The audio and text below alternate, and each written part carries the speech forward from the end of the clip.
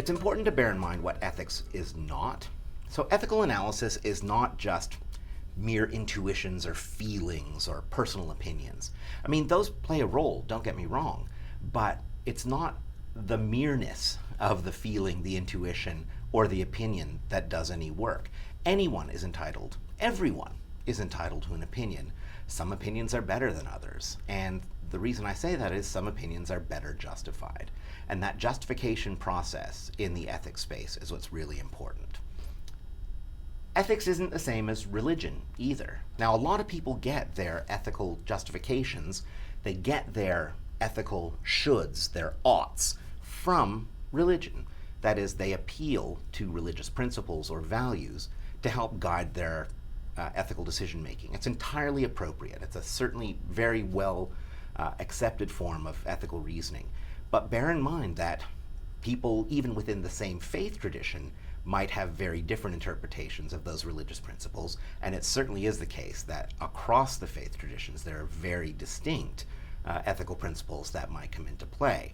And then if you separate out those who have a faith-based approach to ethical decision-making from those who have a more secular approach, it's crystal clear that ethical reasoning based in just religion is not going to be satisfactory to the entire population. So what we need to do is we need to get a little bit deeper, dig a little bit further into the ethical justifications. Religion can help us as a guide, but religion can't be what decides what's right or wrong, especially not in a complex civil society such as ours. Some people can mistake ethics for law.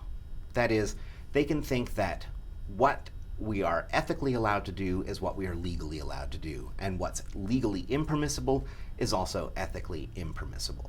That's certainly one perfectly straightforward way of understanding the relationship between law and ethics, but it's not actually a well-justified way. There are lots of laws that might be unethical, and there are lots of ethical arguments that would yield a change to our legal system. So our laws are based on various kinds of justifications, including ethical justifications, as well as procedural justifications and political justifications focused on civil society and on constitutional considerations. But laws can provide a kind of first approximation to what the right thing to do is, but law and ethics are not identical. It's very important to keep that distinction in mind. Some laws are unethical, and some ethical propositions would be illegal. That is, we might yield, we should do X in a particular situation that would violate the law, and it would still be the right thing to do.